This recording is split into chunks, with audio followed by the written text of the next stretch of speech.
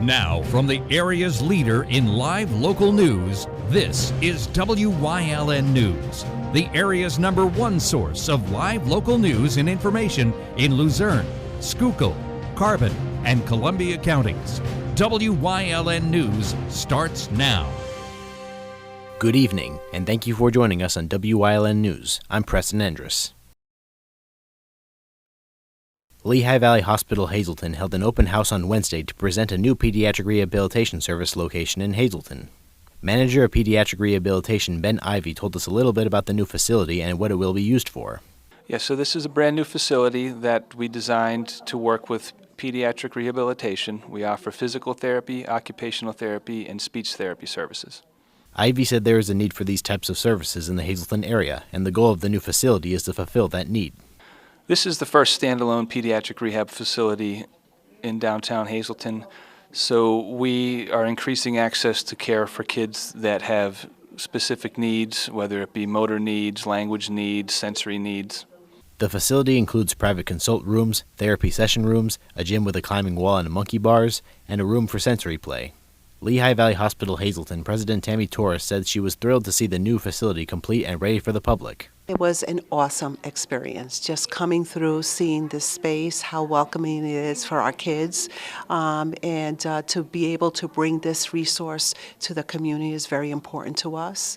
We are a community hospital, and with that we want to put resources that the community can use. Torres said one goal for the new facility is to help serve the autistic community in Hazleton. So we know that we're seeing more children with autism. So I think that's benefit number one, to be able to have a resource just dedicated for that neurodiverse population, aka known as autism, and to give them that space to be a child, to be free, as we're developing them on all different levels. So that is what's amazing and what we're going to be able to do. And this is what we heard from all our therapists that are here today, that welcoming space, the ability to close that door, to have that child go one-on-one focus with them has been just an awesome experience for them as well. The facility is located at 140 North Sherman Court in Hazleton and will be open from 7 a.m. to 7 p.m. Monday through Thursday and from 7 a.m. to 3:30 p.m. on Fridays. A physician's referral is required in order to receive the services provided at the facility. 2 men are facing drug charges in Hazleton after police say they attempted to flee from officers.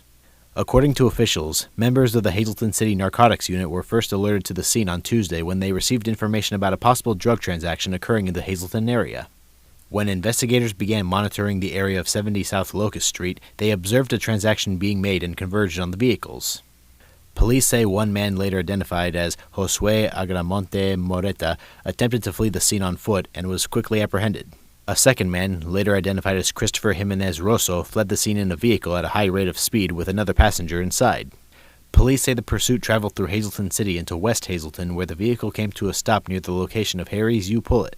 The 2 occupants of the vehicle then fled into the woods. Following a 20-minute pursuit, police say Jimenez Rosso was taken into custody. The third suspect has not yet been identified and remains at large. Both men have been charged with evading arrest and possession with intent to deliver a controlled substance in connection with the incident. They are both behind bars at the Luzerne County Correctional Facility, unable to post bail. A portion of Interstate 81 northbound was closed this morning following a tractor-trailer rollover with entrapment. Officials say the crash took place in the area of the Music exit. The roadway was reopened around 11:30 a.m. The condition of the victims is unknown at this time. Coming up on WYLN News, crews respond to a house fire in Foster Township. Plus, the West Hazleton Fire Department announces an upcoming fundraiser at Jersey Mike's. But first, we'll take a look at our 5-day forecast brought to you by the WYLN Weather Kids. We'll be right back.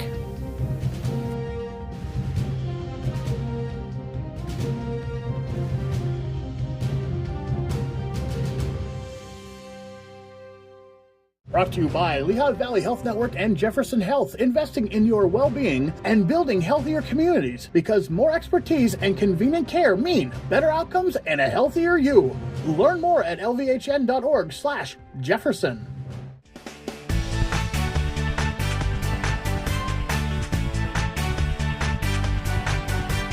My name is Abby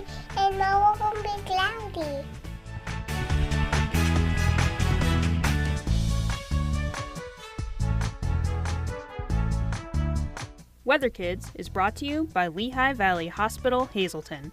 Your health deserves a partner. We want your child to be our WYLN Weather Kid. Your child can be our feature weather reporter of the day on WYLN News and WYLN social media posts, just by using your smartphone or any video recording device. It's easy. All ages are welcome, from toddlers to teens. To find out how, go to the weather section of WYLNTV.com or look for our post about it on the WYLN News Facebook page. Submit your Weather Kid video today.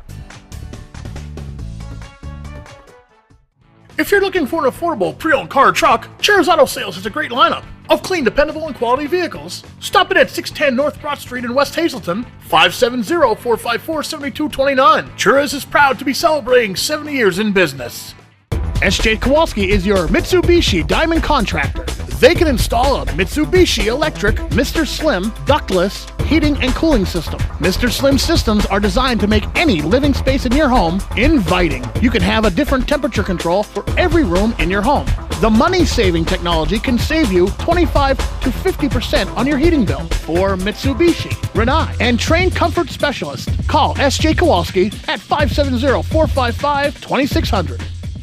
WYLN programming is online all the time. Visit our website at WYLNTV.com to check out archive shows and a live stream of our broadcasts. And don't forget to visit all of our social media pages for breaking news, weather, and sports. You can also head directly to our YouTube page for all our programming at youtube.com/WYLNTV35. Subscribe and ring that bell so you get notified every time there's a new show available online.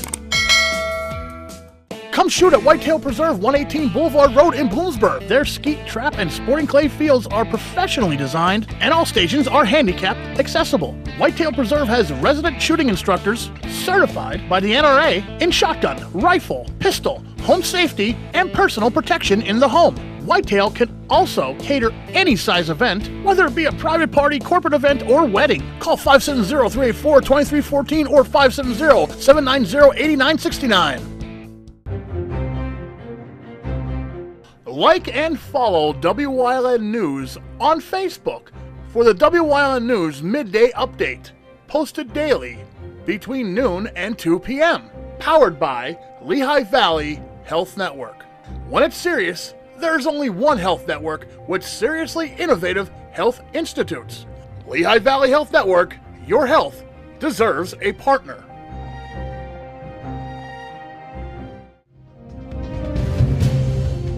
Welcome back to WYLN News. One person has been displaced following a Tuesday morning fire in Foster Township. According to officials, crews were called to the scene at the 573 Hazelbrook Road around 7:30 a.m. for a residential structure fire. Crews from Hazel Township, Foster Township, Denison Township, Sugarloaf, Weatherly, and Valley Regional all assisted at the scene. Officials say one side of the double-block house is a total loss, and that the other side sustained smoke damage. One cat was reported dead in the blaze. The cause of the fire has not yet been released. The West Hazleton Fire Company has announced an upcoming fundraiser at Jersey Mike's. On Thursday, April 24th from 3 p.m. to 7 p.m., the Jersey Mike's location in Hazleton will be donating a portion of each sale to the fire department. To donate 20% of your sale, all you have to do is use the code WHFD20 at checkout either in store or on the Jersey Mike's app. Jersey Mike's is located at 113 Woodbine Street in Hazleton. PennDOT has announced lane restrictions on Interstate 81 northbound and southbound in Luzerne County. According to officials, lane restrictions will be in place between mile markers 154 and 157 in Durance beginning on Wednesday, April 2nd. The lane restrictions are expected to remain in effect through mid-April as crews work on bridge deck repairs. The work is weather-dependent and will take place between 4 a.m. and 2 p.m. each day. When encountering a work zone, motorists are reminded to drive the posted speed limit, turn on their headlights, and pay close attention to signs and flaggers. For up-to-date conditions on major roadways, you could visit 511pa.com. Coming up on Wilkes-Barre's News Choice, Chris Fomer leads us down the path through history with Flea Heighten Part 3. Plus, we discuss some tips for taking and understanding your blood pressure on this week's Wellness Wednesday. And stay right here on WYLN. We'll be right back.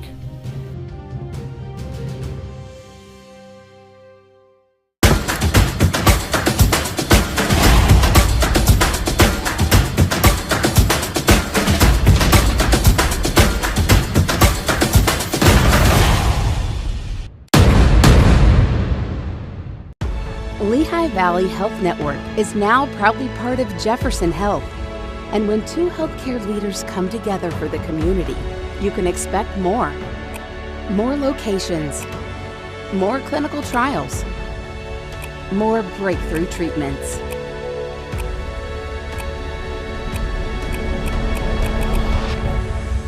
Jefferson Health and Lehigh Valley Health Network. Together for the future of care. Cooking rice just isn't nice. Hi, Chef Daniel Green here with Rice Robot, the 1, 2, 3 rice cooker. Watch, 1 add the white cup for rice, 2 add the blue cup for water, 3 click it and let Rice Robot perfectly cook it. The secret is perfect cook technology that surrounds the rice with controlled heat for even cooking. Then Rice Robot senses when it's done, auto stops and keeps it warm to serve. It won't burn, overcook or undercook, guaranteed. And rice is just the beginning. Make mac and cheese, frittatas, oatmeals, soups and stews, even ramen dishes. And with a ceramic, ultra non-stick interior, cleanup's a breeze. Get the complete Rice Robot cooking system with the steamer tray and 1-2-3 recipe guide, all for just $39.99. It comes with a 90-day money-back guarantee. We'll even ship your entire order free. Order now. 1-800-640-8545. Attention WYLN viewers, WYLN TV can now be seen on the Hazleton Service Electric Cablevision HD tier, channel 507, and over the air at 35.1. WYLN, we're your local network. PPW Nation, get ready for the best of PPW Season 2. Join Paul Bowe, E. Julius Kuiper, Alexander Bravado, Tom Mitchell, and Alex Watt as we take you down memory lane and relive some of the best PPW matches of all time. Saturdays at 5 p.m., Sundays at 10 p.m., only on WYLN.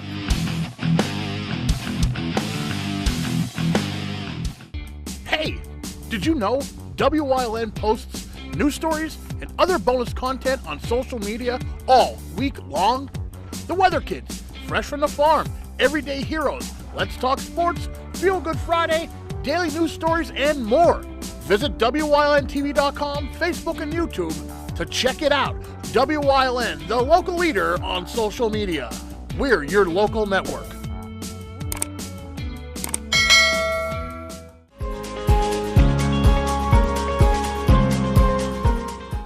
As the 20th century dawned, Lehighton joined communities across the country in gaining trolley service. In this case, the trolley line in question was the Carbon County Electric Railway. Its champion was James Blakesley, who among other endeavors owned the Lehighton Electric Light and Power Company, which built the first power generator in Lehighton. Through Blakesley's lobbying, Lehighton Council approved a trolley line through the town in January 1901. Although floods in December 1901 and February 1902 caused significant damage to Blakesley's power plant and delayed the construction of the trolley line. A new power plant was built on higher ground above the Lehigh River, and eventually the trolley line opened a few years later. It entered Lehighton on a bridge over Beaver Run Creek, then went down Beaver Run Road, past Lehighton Fairgrounds, and into downtown Lehighton, where it turned onto First Street. The borough was thus connected on the rails to interurban rails all over Carbon County. Of course, accidents did happen on the line, such at the time in 1905 when a trolley coming down the hill into town jumped the tracks and ended up making an unplanned stop inside the Lehighton Exchange Hotel. And at times the trolley was used to cover up murders. The body of Slovenian immigrant Juhobo Aleksin was run over by a trolley near Beaver Run on September 26, 1906. A coroner's inquest afterwards, however, determined Aleksin had been dead long before the trolley hit his body, and reasoned he'd been killed beforehand and dumped onto the trolley tracks to make it look like an accident.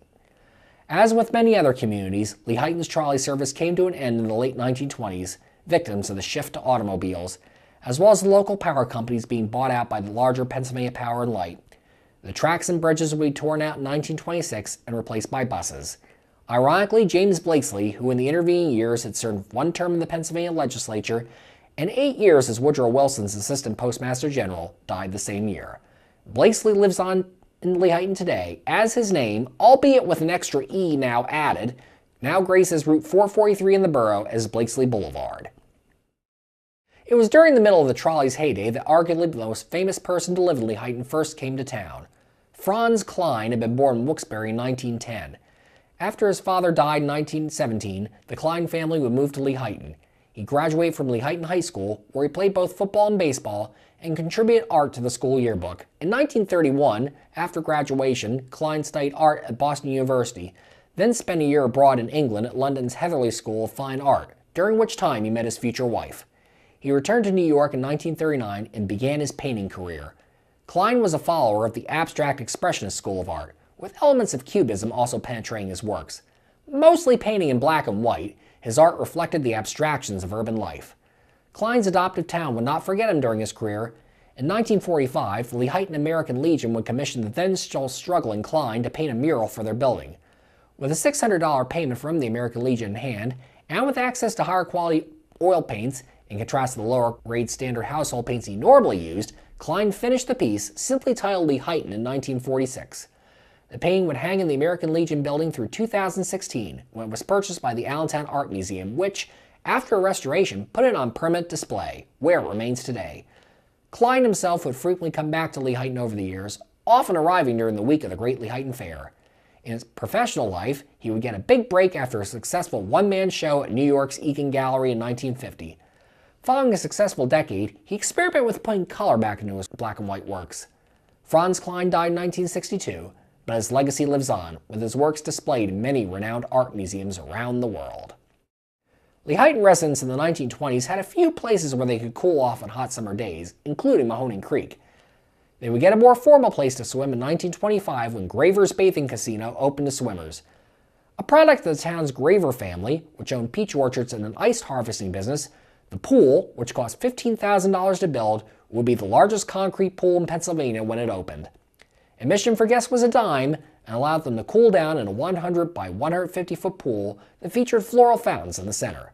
The pool proved successful enough that the Gravers would build a similar pool in Lebanon in 1927.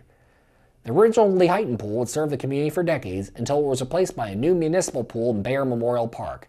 Today, Snyder Tire stands on the site of the former Gravers Bathing Casino, and a few traces of the old pool, including several steps, can still be seen. Murder, or at least the hint of it, can rock a town to its depths.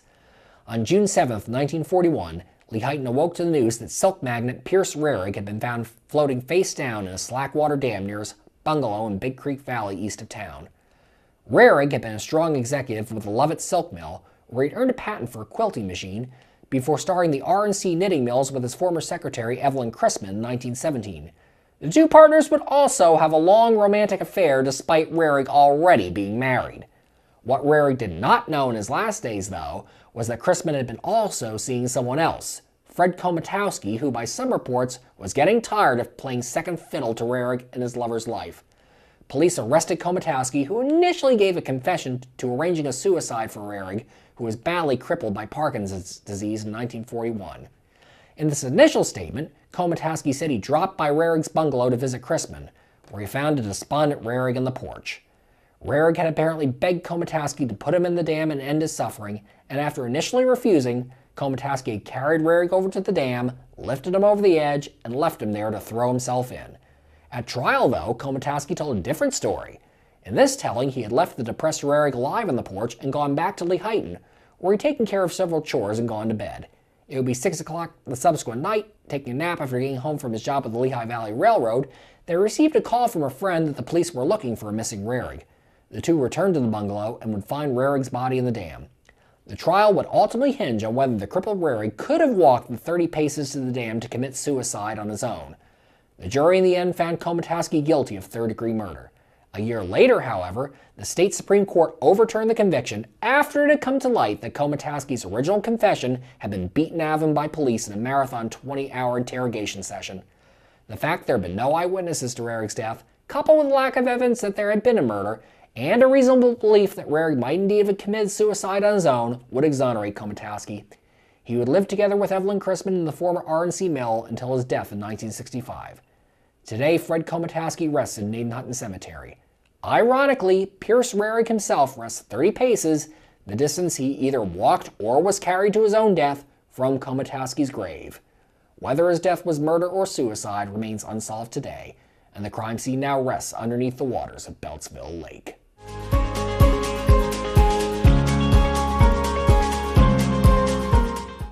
And you will love the feel-good feeling you get when you shop at Grand Central in Nescopeck and Hazleton. You will enjoy a no-pressure professional sales staff, experienced delivery crew, service after the sale, and don't forget, everyday low prices. No matter what you're shopping for in your home, we have you covered with top brand names like Flex Steel, Lazy Boy England, and Dillon Custom Rugs. With our enormous selection and the flexibility to finance interest-free for up to 60 months, Grand Central makes it easy to make your house a home.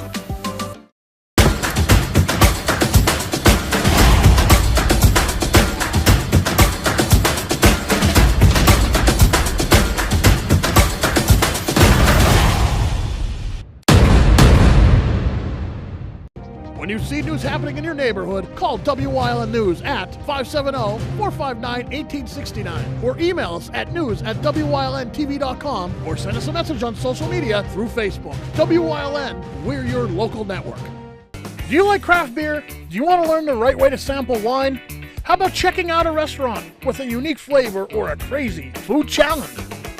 These are just some of the things we are featuring on Wine, Hops, and Road Stops. So, spend some time learning about great wine, great beer, and great food on WYLN TV 35.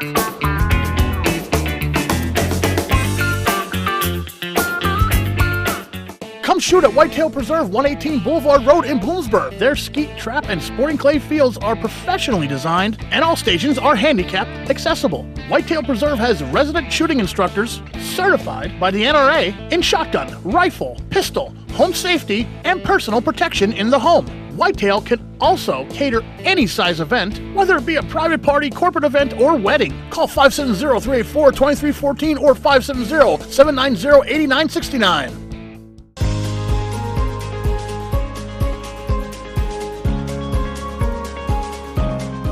Hello, I'm Wyln historian Chris Fulmer. Pennsylvania's communities are filled with interesting history. Come with me as we discover the people, events, industries, and other historic facets of local towns.